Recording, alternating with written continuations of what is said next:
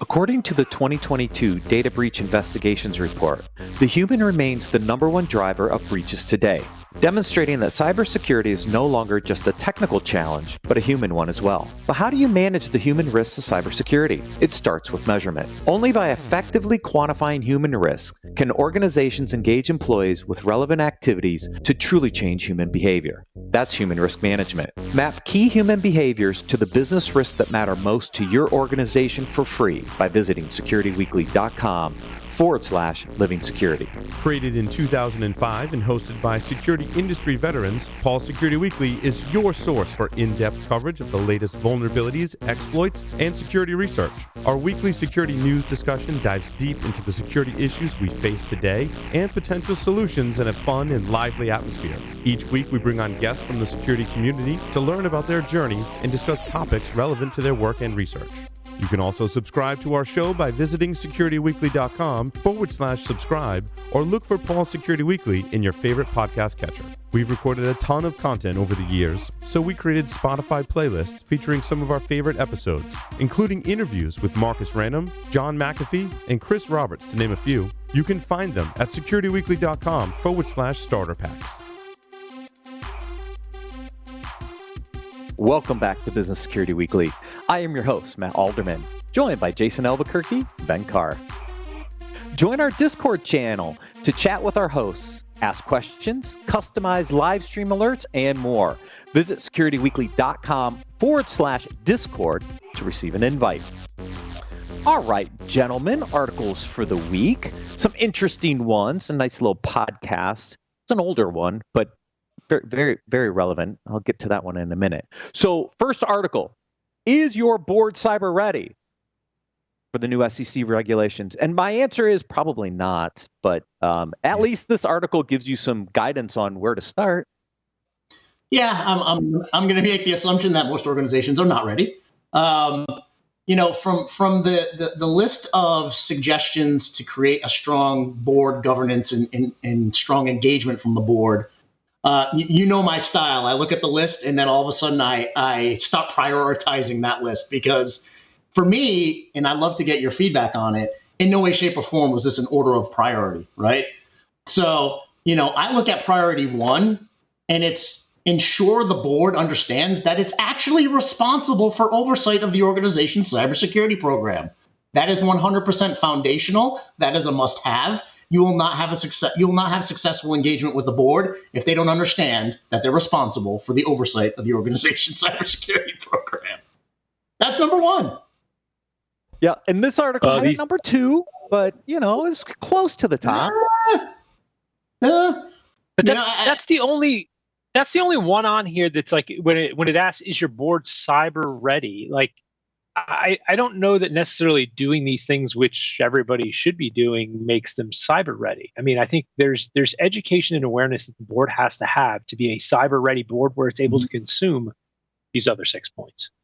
Number two is really the only thing. Like, you've got to educate them that they do have oversight over this and they are responsible for it, right? But past that, like, what else are you doing to actually make your board ready to consume the information that you provide? And see, Ben, that's exactly why I took number two and number three and kind of put them together. Number one, we have to train our leadership team on how to actually talk about cybersecurity, the reporting, the incidents, the risks. So that way you're all speaking the same language as a leadership team. But then number three that I put out there is actually number three, which is great. Provide the board with decision useful information relative to cyber risk. Educate them, talk to them, have everyone in that leadership team speaking the same language. Because again, having them know, number one, that they're responsible, and then getting them educated as to, what it means to the organization, speaking the language of that dance between the business and cybersecurity, and really building that relationship between the board and the leaders is huge. That's why I put those next. I mean, this is akin to if you walked into the board meeting, right? We're sitting there listening to it as a third party, and someone referenced, hey, our ARR is up 15% this year. And one of the board members said, what's ARR? And why is that important to us? Like, how would that work, right? Like, there are just things you have to be conceptually aware of to have responsibility and address them properly. And so, when we go in and we talk about cyber issues, admittedly, like we talk this all the time, that we talk about too much tech, and CISOs need to learn how to put that into business context. Mm-hmm. But if you talk about business context of risks and why they're important, and you get blank stares, then your board's not ready, right? Like you haven't done a good job. They haven't done a good job of making themselves able to consume the information so they can understand what business decision do I now need to make based upon the input that I just received. Yeah. And coming out of the conversation we just had about extreme ownership, right? If your board is not educated in the business of cybersecurity, then it's your job to educate them. Whether it's during the board meeting, prior to the board meeting, have some lunches with board members, have dinner with board members, build the relationships and educate them. There's nothing that says your only relationship with the board should be during the meetings. Nothing. Yeah. Zero. Right. Yeah. And that's assuming you can find a CISO to actually have a conversation with the board, because the second article starts to talk a little bit about some of the challenges. Yes. Yeah, right. Different problem, but what we're seeing is it's interesting. We're seeing a slowdown in salary growth for the CISO. We've talked about this before. Like, the CISO's traditionally not compensated at the same level as the rest of the C-suite on average, and in these numbers prove it. But what they're saying is that growth is slowing down, which means the gap is getting even wider. It's like the CISO's role is going backwards in some respects. Well, that's what I would posit. When I read this and I saw, majority 52% are earning less than $400,000 annually, and most 30% are earning less than $300,000. This is total comp, right? So this is your base, your incentive, your stock, whatever options. It's all in. So if that's the case, that tells me these guys aren't CISOs. Like, they're not. They're directors of security, right? They're VPs, right? There's something else. If you're really a CISO and you're really operating at that level, you're not earning less than $300,000 in total comp. Agreed. 100% agreed. Yeah. And again, I think it goes back to the definition of who's a CISO, right? If you're a real chief information security officer with a seat at the table reporting to the CEO, you should be in the upper echelons, which tells me that this survey, they say CISOs, but my guess is they're pulling in the top security leadership role, which could be a director or a VP level role, because not everybody, and we've said this on the show before, less than half of the Fortune 500 actually have a CISO. Right. Yeah. It's a clamor for title, right? Like that, the people are trying to elevate themselves and say, "Oh, I have a CISO title, and so now I've made it." And I think we really need to look at, like, what is that title? What's the definition of it? What's that mean? And what are the responsibilities and, I guess, rewards, in essence, that, in a salary compensation line item that go with that? How does that appropriately get aligned? And I think, to your point, Matt and Jason, we've talked about this. It's just the wide swath that title covers, right? Like, you wouldn't see the same thing, I think, in many other C-level roles. Well, you know what? I mean, I'm going to place some blame on the hiring organizations as well, because, I mean, here's the thing, right? In so many vendor risk scenarios, one of the top questions that gets asked is, do you have an executive leader in the cybersecurity role? Do you have that title? So what they, in turn, because they want to continue to do business with their clients, is they go out and they hire for the title, but they're not compensating for what a true CISO should bring to the table. So you're going to get that director or VP level for the salary that's getting put out there, because a true executive is going to be looking for that higher salary range. So, I'm gonna place some of that blame on the hiring organizations who put the CISO title on folks, because it's a requirement of vendor risk and it's a requirement of being able to do business, but they don't want to invest in that executive talent. Yes, agreed. And that's why you see these interesting, just wide variation of ranges. Yeah. All right. So I pulled this next article, and I typically don't talk trends, right? It's the predictions, all this other crazy stuff. This is a Forbes article, and I pulled it in because it's Forbes, because I was curious, like, what are the cybersecurity trends is Forbes tracking for organizations going into 2024. And I look at this list, and there's some interesting ones, and then there's some that are just like, really? So I'm curious, Jason, Ben, which one stood out to you? There's a couple, like the one that stood out to me was our previous discussion, which is around soft skills for cybersecurity, is part of being cybersecurity professional fundamentals, which relates to our previous one, which is an interesting one for Forbes to pull out, right? Like, how important are soft skills when it comes to cybersecurity? Like, duh. Yeah. I mean, every single one of these are items we've talked about for probably the last 4 years or so, Matt. I mean, at the end of the day on this podcast, right? We talk about the skills versus talent gap. We coined it a skills gap. We talked about, phishing's a conversation in every single one of these every year. We talk about IoT and OT all the time. We talk about resilience of the organization all the time. Depending on what's happening in geopolitical world, we talk about warfare and state-sponsored cyber actors. Is it heightened right now? Sure, I get it. Mm-hmm. We talk about cyber regulation all the time. We talk about the soft skills all the time. The new buzz phrase, zero trust, but we've talked about that strategy for 15 years as as organizations, as leaders in the space. It's just now got the marketing buzz. All of these things we've talked about. Every single one of them. Yeah, if it's kind of steady state, like take phishing. Like if phishing is just a thing that we've been dealing with, it's not a trend. It's just a steady state activity, right? Like I would say that potentially, like, look, there's a lot of buzz around AI, and I think there's a lot of misunderstanding in common vernacular about what exactly truly is AI and ML, and what does that mean, and how does it actually get applied and used, and when is it just somebody misusing a term or misappropriating it. So I think there is some security concerns around AI that we've got to think on a bigger picture. But I mean, that's a lot more of a hype cycle than anything else. I also think on the cyber warfare and state-sponsored cyber attacks, just due to the political climate with Ukraine and Israel and everything going on, that has an increased forefront of surface for the foreseeable near future, right? So I would potentially agree with that one. And then we talked about soft skills. I think that is getting more attention. Hopefully, I'd like to see it elevated. But the rest of these, steady state items. Yeah. Right. And that's why, Matt, I've since I've been on this show with you, I've given less and less credence to these trends articles, right? Because we keep seeing the same thing all the time. Yeah, I mean, artificial intelligence, 100%. I get it. It's becoming a force multiplier. It's the new technology that we're going to have to deal with. We're constantly dealing with new technologies that are out there. And yeah, it's a force multiplier. We have to focus on it. Maybe that's the only trend. But again, I look at this from have you heard about the disruptive Have you heard about the trends. new trend? That's pretty much it. Have you heard about the new trend? People are driving cars and ladies are wearing pants now. It's a trend. It's just you've got to stop. And then this is part of the problem with, I guess, the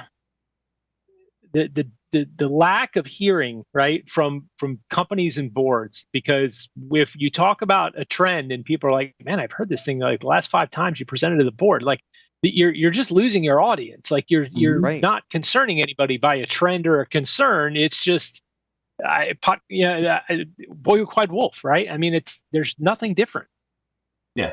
This article literally could have been AI embedded in every conversation below. It'd be done. Yeah. Right. True.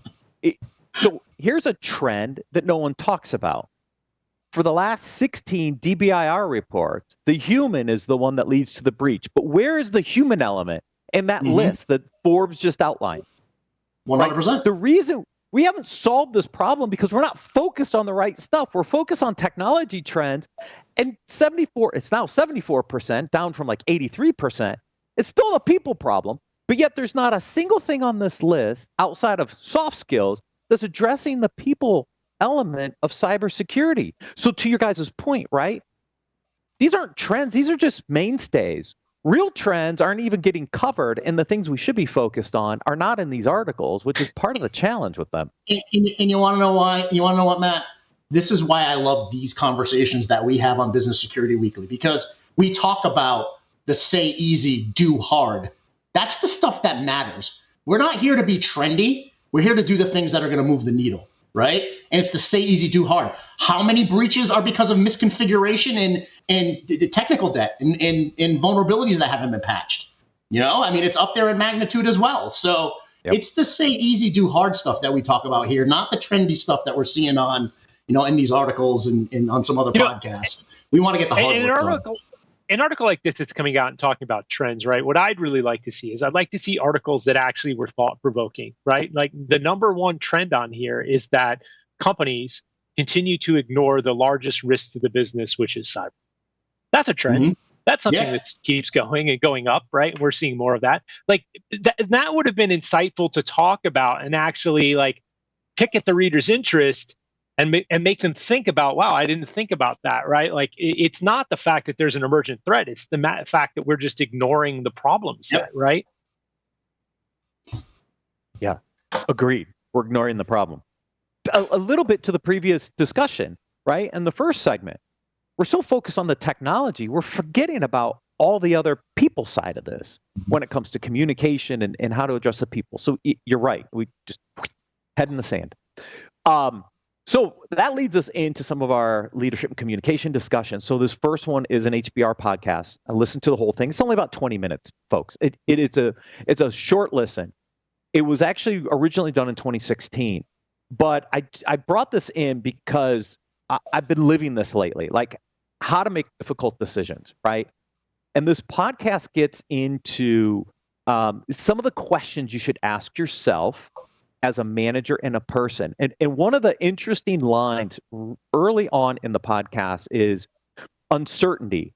Approach it like a manager, but make a decision as a human. I loved it. I love the statement, right? It was a really interesting way to think about it, right? As managers, we're very analytical. We want data. We're trying to think through what are the consequences? What are my core responsibilities? What can I do?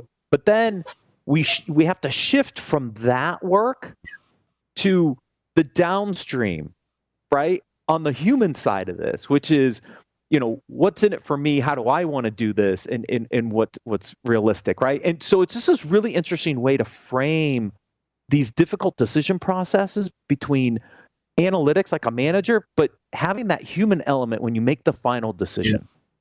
Yeah, I really, really like this because, they talked about, one of the key areas they talked about was gray area problems, managing the gray area. And it's not necessarily a disagreement. It's really more managing problems that are so profound and unclear that it's hard to make a decision, whether it's because there's not enough info. One of the comments that they made was, it's not necessarily you negotiating or trying to decide on the best of two evils. You may not even know what evil is at that point. And you're trying to make good decisions for your department, for your company, for employees. And it's really managing and managing to that gray area where you don't have enough information maybe to make a good quality decision. And how do you work through that when you have different personalities with different priorities trying to get decisions made? And in the framework that they suggest, there are a few key points of a framework that you can run through that I really, really loved. You can kind of run it through this priorities list and really talk through some items to make some clear decisions. Yeah, and I think it's important for people to realize, like, when you're at this level, like any management level, really, right? But as you get higher in the org, it becomes more critically important. This is what we get paid to do, is make difficult decisions, right? Like to figure out how to apply the experience we have and the intellect to make a decision that's the right outcome for the business, right? And it's not really to do the work. We've got people to do the work, right? And to listen to them and their guidance on the way they're seeing the situation on the ground, but it's to make the difficult decisions, to make the calls when we need to. Yeah. And I think that's the hardest thing. And I don't think people really appreciate sometimes that leaders have to make really, really hard decisions, not only about their team, but sometimes about themselves and about the organizational as a whole, right? These are really, in this framework, I thought was really interesting to think about how you have to think about it as a leader, but then don't forget the human element of this, because it has an impact. And these are the really hard decisions that people have to make in these organizations.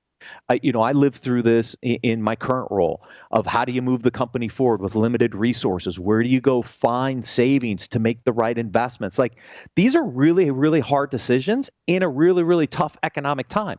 And sometimes the decisions you make are required for the organization. And sometimes you make those decisions.